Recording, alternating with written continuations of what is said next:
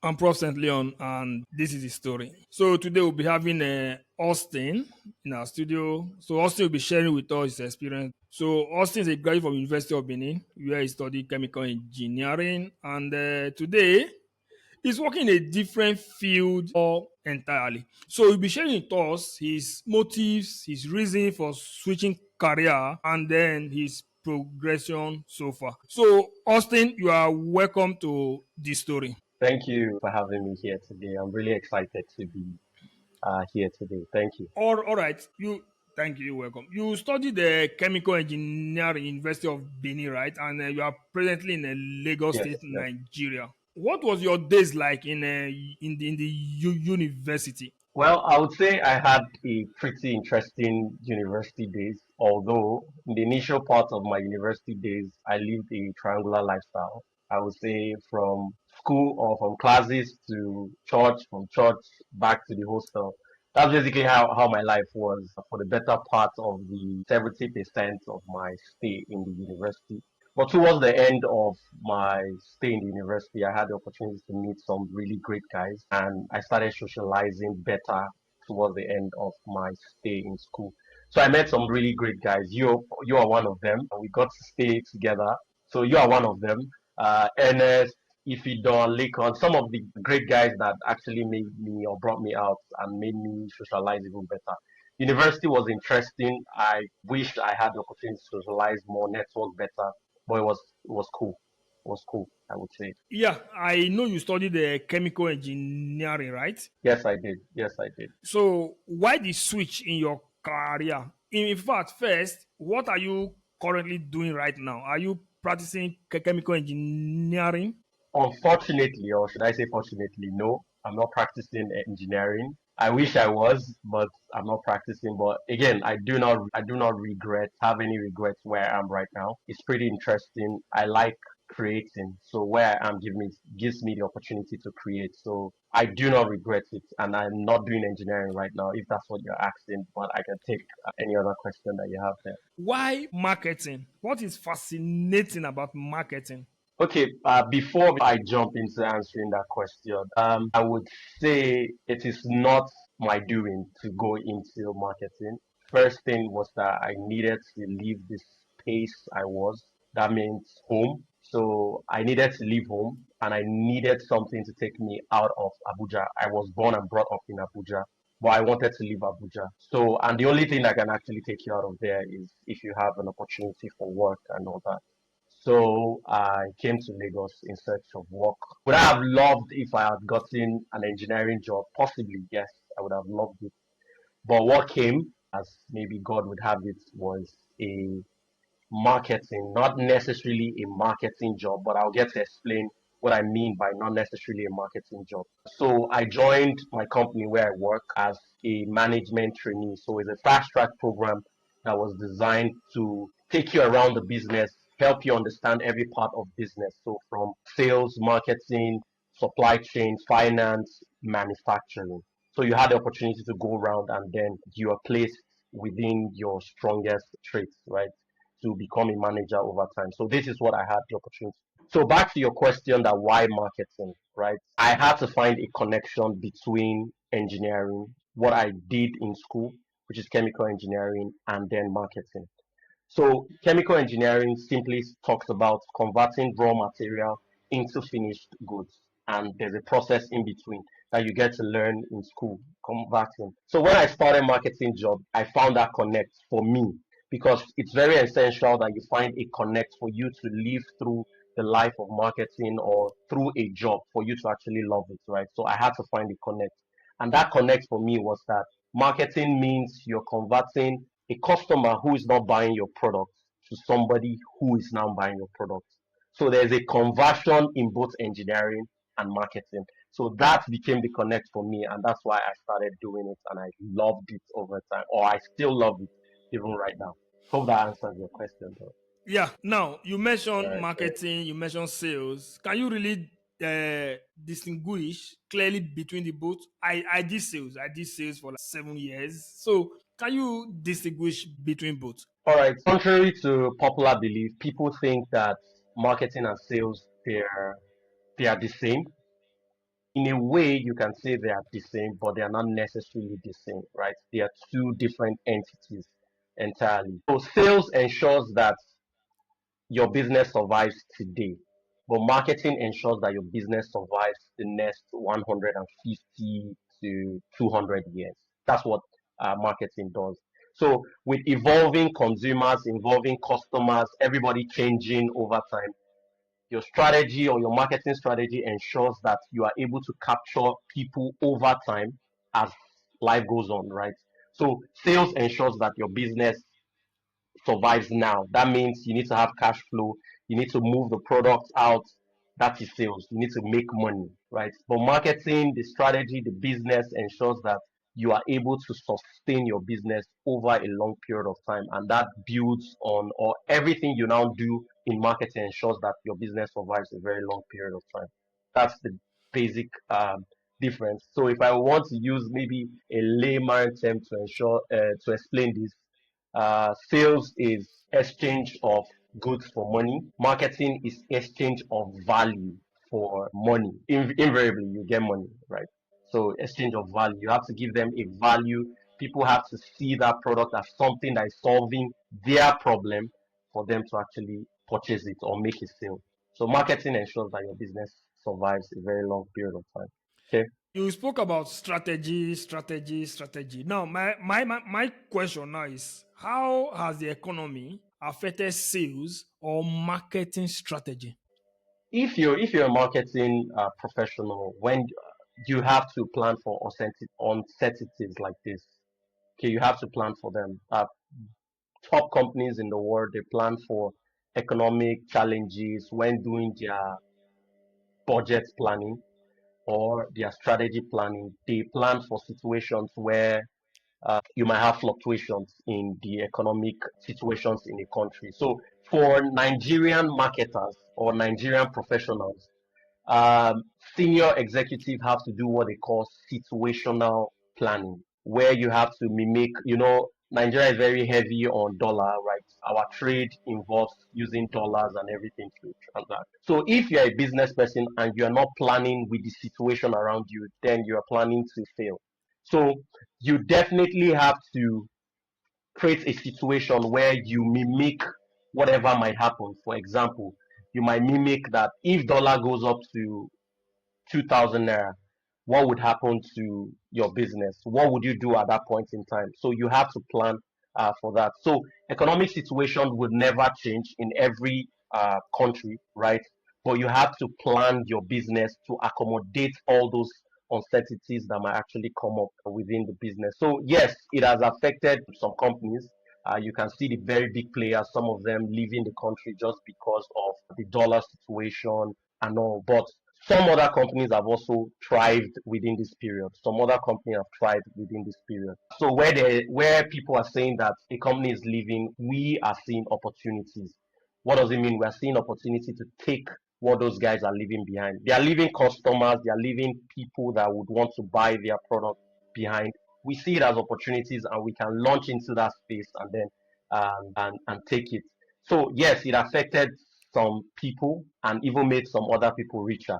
That's what I would say. Okay. You Yeah. sound so professional, so grounded in your craft, and I know very well a lot of persons will really be interested in this. Now, you switch from engineering to marketing. Now, during that transition period or that process, what were the early challenges you faced, and how were you able to mitigate those challenges? All right. Interesting question there. I know you know me a bit. I would say I'm I pretty do. much very hard. I do. Yeah, I'm pretty much very hardworking and very, very into anything I want to do. Right.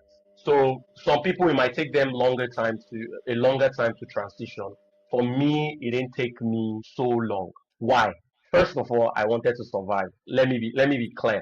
It's not like I wanted to start doing marketing, something in marketing. I wanted to survive. That's the first thing, right? And while I was trying to survive, I have to love what I am doing. So moving from engineering to marketing, I had to love it. There were days where it was difficult. You have to practically trek. round looking for leads and all that. There were days it was difficult, but I am one who is very, very tenacious. I don't give up. So if I would advise anyone that wants to transition into marketing or any career that it's not what you study in school, you have to be tenacious. You have to be very, very strong. Even when it's difficult, you have to say that, hey, I can do this. People move from um, studying microbiology to start doing something in tech, right? But what would take you a very long distance is if you're tenacious, if you don't give up, and you are consistent in what you're doing. If you're hardworking and you are smart at what you're doing, I can tell you, you can survive any career. I can transition back to engineering and I'll still survive. That's one thing I know about me. I can go into another space and I'll still learn how to do that. Yes, it might take a little bit of time, but I'll definitely survive. And the truth is that even for you that is listening to this, you can actually transition into any career and still survive. People study microbiology and go into tech and they are surviving right now. So I don't think it's a difficult thing. Humans are built to be adaptable. You can adapt to every situation. It just takes a little bit of time. For some, it might be longer. For some, very smart, hardworking, consistent, tenacious, they don't give up. It might take a shorter time for them to do that. So it wasn't difficult for me if I would answer. Now you are a family man, so this means that Of most of the course. time your job requires you leave home, you spend some time and all that. So how have you been able to manage this effectively as a family man, so it doesn't affect your family life, affect your wife, your kids, and all that? Have you been able to manage this? All right. Is it difficult? Yes. If I compare myself with the sales guys, I'll say the sales guys travel more. Sometimes I ask myself, how do they do that? How do they even survive to actually go around like that and stay away from family? I'm a family oriented person. I love my family so much. Staying away from them, it's really difficult. What I do most of the time is that we try to FaceTime as much as possible. Talk to my kids so that I don't forget my face because I noticed one time when I traveled, I came back, my daughter didn't recognize me. It was like, who is this man? You understand? So I try my best to ensure that I FaceTime as much as possible. So as much as I want to keep doing my job, ensure I'm doing very well for the company that's paying my salary, I have to do very well for them. I also have to strike a balance to ensure that my family also don't suffer. And for every professional, that is something they also have to do. Because yes, you would have a job, but if your family is not there at the end of the day, who are you hustling for? I tell my friend something. I say all the money I'm trying to make is not necessarily for me. It's for my family at this point in time. What do I need? Oh, do I want to eat? What do I want to eat? I ask myself all the questions. What do I want to wear?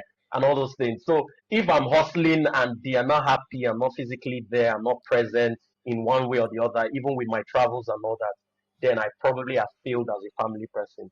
So as much as possible, try to strike a balance. When you come back from your trips, spend quality time with them, take them out, ensure that they feel your presence for that very little time that you're with them. Even when you travel, you still get to FaceTime and create that bond between your family.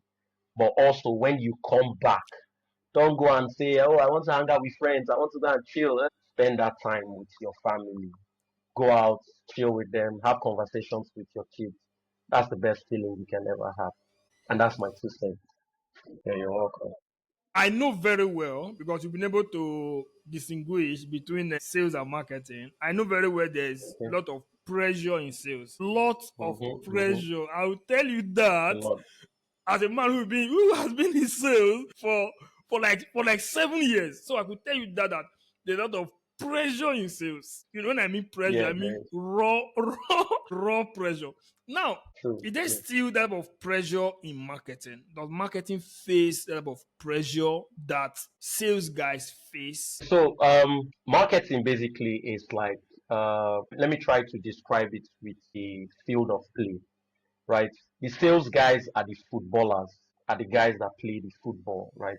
The marketing guys are the ones that does like the coaches, the strategy, the talk, so that when they go into the field, it is easier for them to display their talent. Marketing has its own pressure. It has its own type of pressure.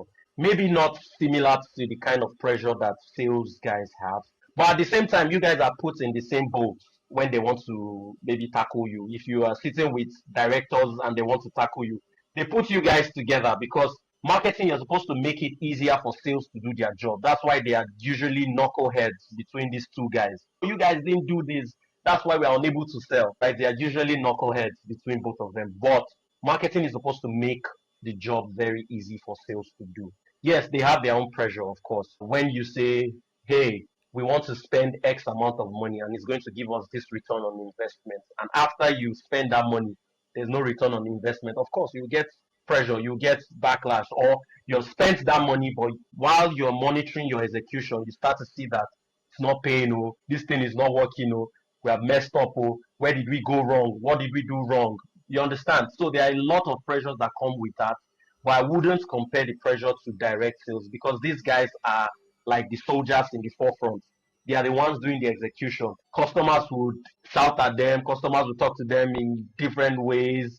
You understand? They are the ones getting the direct heat. And when they come back to the office, directors, managers, we don't want to hear stories. Why did you not sell? We have done all this work with marketing, we have done all this job. It should be easy for you to sell. Why are you not selling? So you again, for sales, it's an art. It's also an art. Marketing is an art. Sales is also an art. If you're a very good salesman, sales should also come easy to you because you can know where to find leads. You can know how to convince your leads, even though it sometimes it can be difficult. But when you serve your customers very, very well, you get repeat customers, you get referrals, so it becomes easier over time as well.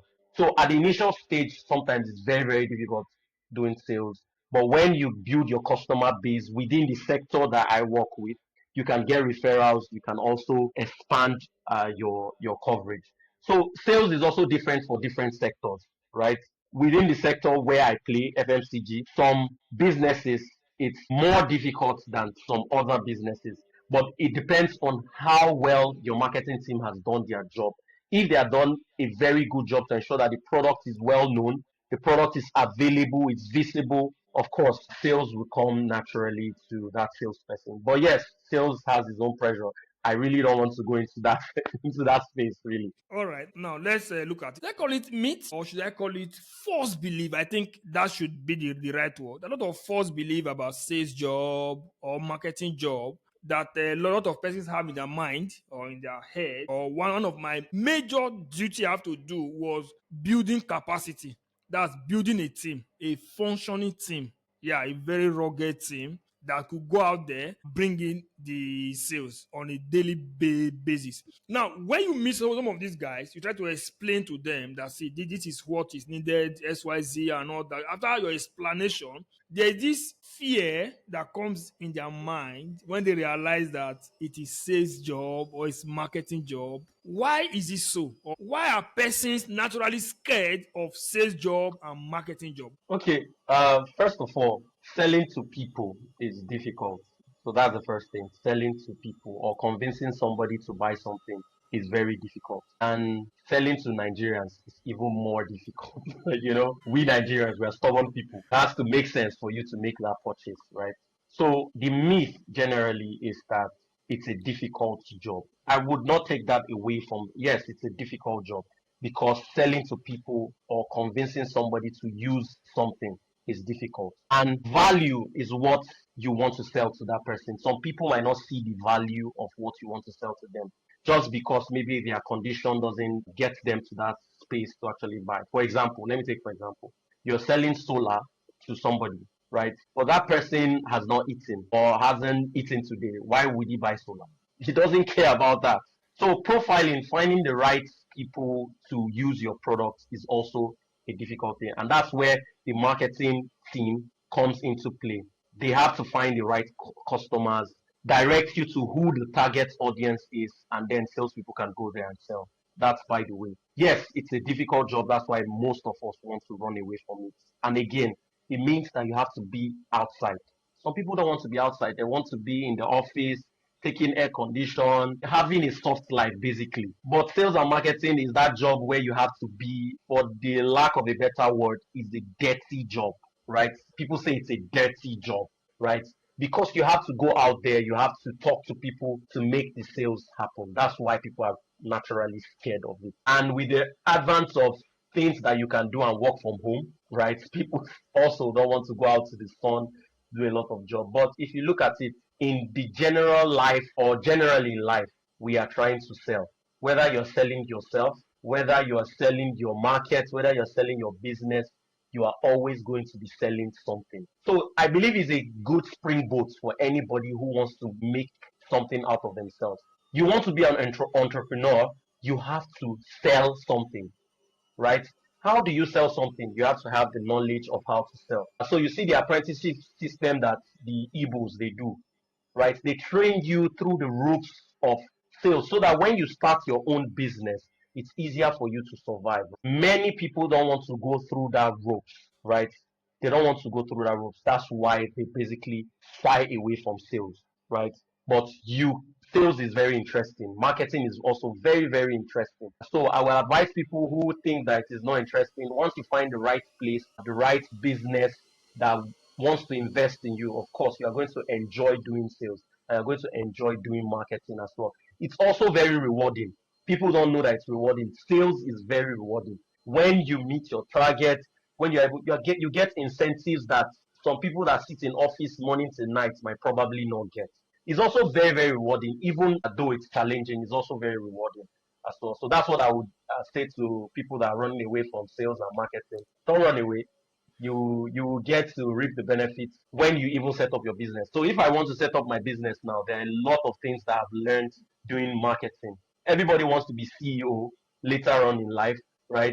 But things I learned in sales, things I learned in marketing is what would help me do my business the right way. Yes, you can go to school, all the MBAs you can do, but it will not teach you the real situations that happen out there. That's what working in sales will teach you. It is the practical experience to your theoretical knowledge that you might get from your MBA school.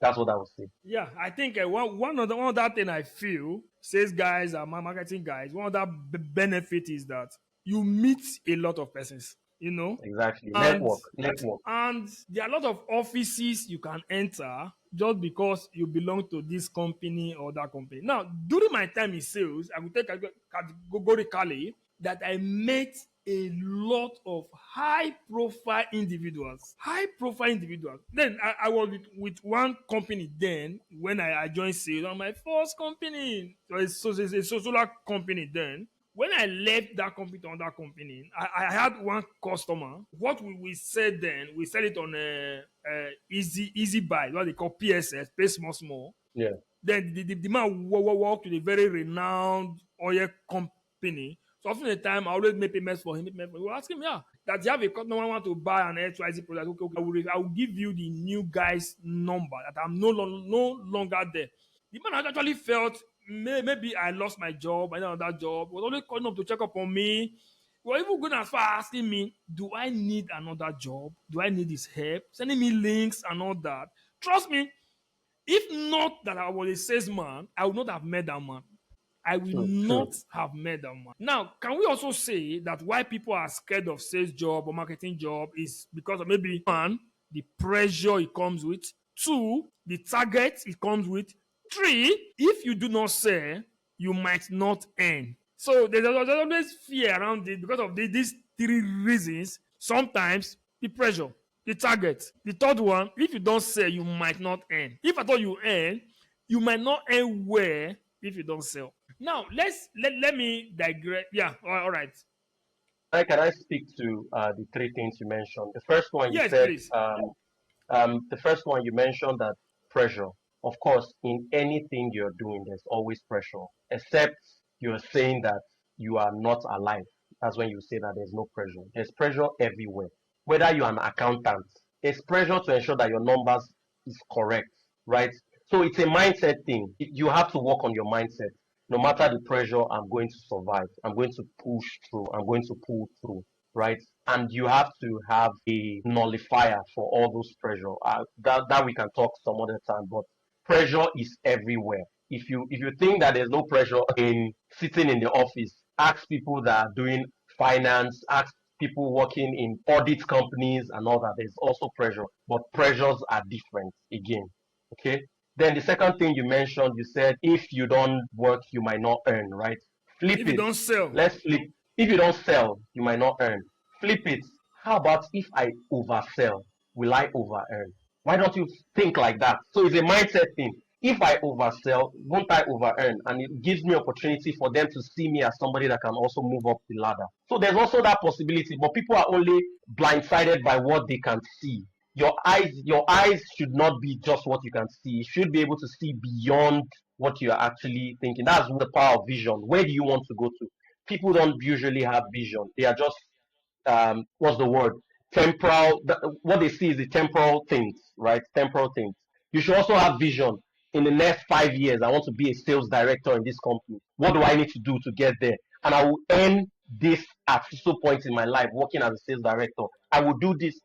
This is how you plan your lifestyle. People don't plan their life. That's why when they get into things like this, they start complaining and all that. There's no time for complaint. You know what you want to life. Even Davido, that is a big person right now. Do you know the pressure he goes through every single day? Yes, we want to be like Davido, but he goes through certain pressures, maybe not the same as the pressure that you have in sales, but he's also going through pressure as a musician. He needs to drop hits upon hits. If not, people will insult him. People will talk bad about him. So he needs to be better than his previous self. That's pressure on its own. So in life, generally, you must have pressure. So don't run away from pressure. Rather, face it head on, and definitely you win.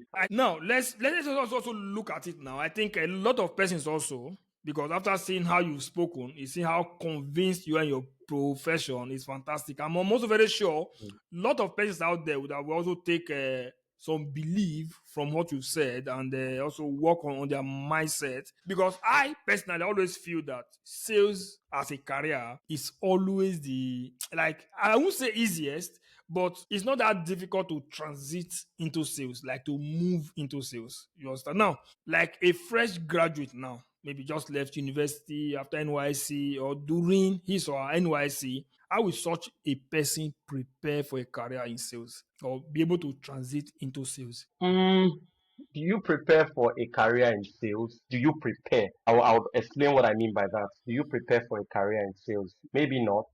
Again, maybe you might be like me. Condition brought you into it, right? But going into sales, you basically know if you're a salesman from maybe your university days, if you really are self aware. So that's something that everybody needs to do as well. You need to be self aware. Who am I, basically, your identity. When you understand that, you can know how to transition into any career space. So, me, you would know I'm someone who loves to speak. I know how to chat. I know how to talk. I know how to win people over in a way. So I have a little bit of the traits that a salesman would have. So it was easier for me to move into that space, right? I have that trait. And again, I put in more work to know, to learn. Some people, when they get into that space, even though they don't have a little bit of the trait or they don't have the trait at all, they don't want to learn. Oh, it's difficult. I can't do it. And they just want to shy away from it. But even though I had the traits, I still wanted to learn. I wanted to learn from the professionals, people that have done it, people that are still doing it. I was following them. I was asking questions. That's how you get to build capability and capacity, basically. And that's what I did. So moving into sales, I won't say that there's a clear direction. As long as you're a graduate, you studied in school, sales job, I would say is the most available job in the world or in Nigeria even. Is the most available job. They're always looking for salespeople because there's always something to sell, right? So if you leave school and you're very good at talking and your interview goes well, of course you can just transition into sales. But to now stay in sales and grow to what you want to be in that career takes a lot of work.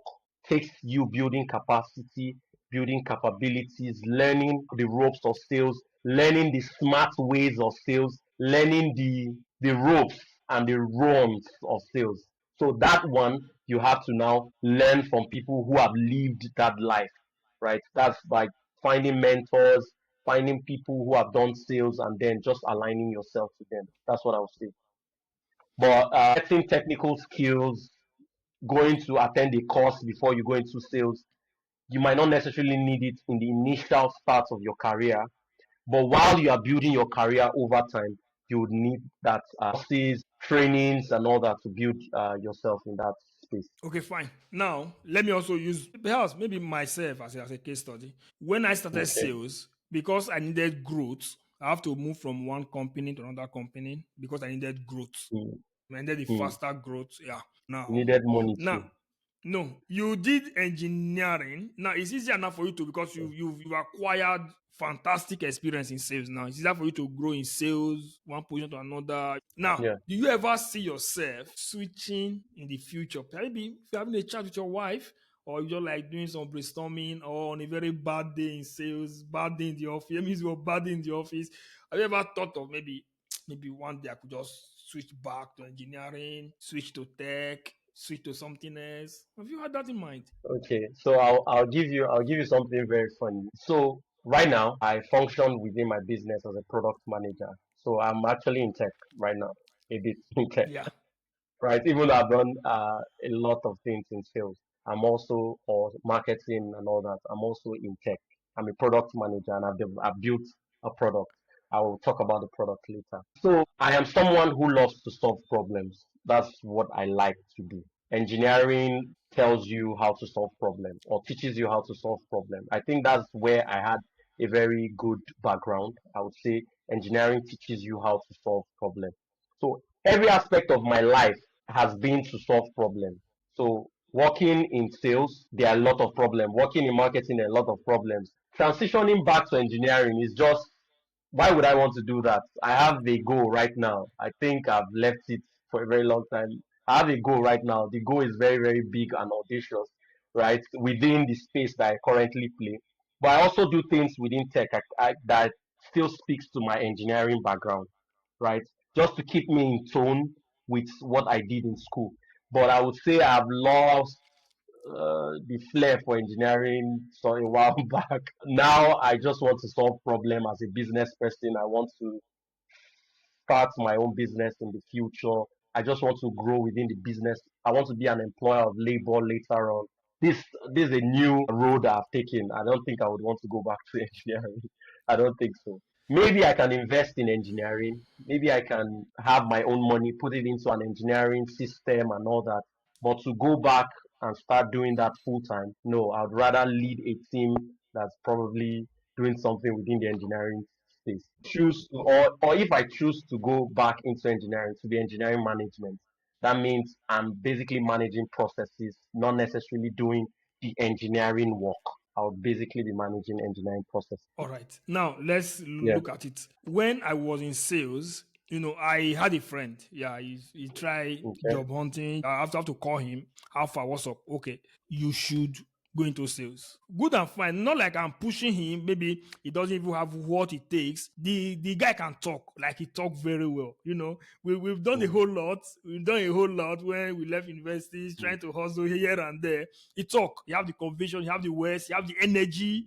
You have, and he can network properly. So I say, guy, you need to go into sales. You understand? He said, okay, how do I get started? So I called a friend, okay, how. They started very low, I think as an agent or something like that. Then started, and then yeah. over time, he started growing his passion for sales and all that. Today, he's a regional business manager for one very big company in Nigeria. One very big Yeah. company in Nigeria. Yeah. Now, let's look at it now. What's your advice? What's your advice now for younger Africans, younger Nigeria, who perhaps know little or nothing about sales or marketing, or maybe they know something, they don't know how to start, or they don't know anything at all? What's your advice for them? My only advice is passion. I'll just cramp it up to one word: passion. You have to have passion for anything you are doing. Yes, we're talking about sales, but whether it's sales, whether it's marketing, whether it's tech, whether it's anything, you just have to have passion. You have to find that passion, and you have to do a lot of soul searching. Like go deep, even when it is bad, when it is painful, when it is mind draining. You have to search deep and say that I have a passion to do this and win at this. That's the only way you can survive any career, any business space that you choose to go into. Sincerely. Okay. All right. I Yeah. think let's slice it a little bit. Passion. Now let's use Mm, your case as example. You okay. graduated from University of Benin. You did chemical. Over time, you find yourself doing sales. Initially, that Yeah. wasn't your passion. That wasn't your passion. But when you got into it, you discover passion in sales or in marketing. You fell in love with it and you gripped it with your both hands. Now, how Hmm. can these younger ones who perhaps, good and fine, just like you said earlier, sometimes we really don't, we just find ourselves in sales. Only very few persons, even those that are going to university, they even study marketing in university. Some of them are even scared of marketing jobs. No, how can this individual discover themselves in sales? How can they develop this passion in sales? How would I answer this? It's not something. Um, it's something you build over time. If I would say, it's something you build over time. When you go into something and then you have to love that something, you have to push yourself, and then you have to start finding pockets of things that motivate you within that space, right? And that's what I did. So it could be that the people within that space motivate you. Somebody you want to be like in that space can be also your motivation, can be what pushes you every single time. So I started looking for packets of things that can motivate me every single time when I got into this space. For someone that wants to go into sales, why do you want to go? The first question is why. Is it for survival? Some people want to go into a space because they want to survive, like me. I wanted to survive. I needed a job. I needed to make money. I needed to feed my family. I need to feed home from living home. You understand? So you need to find out why you are doing something. So it could be passion. I love to sell. I love to talk to people. That could be the first thing. Or you just want to survive. And once you are surviving, you then develop the passion for that thing that you're doing.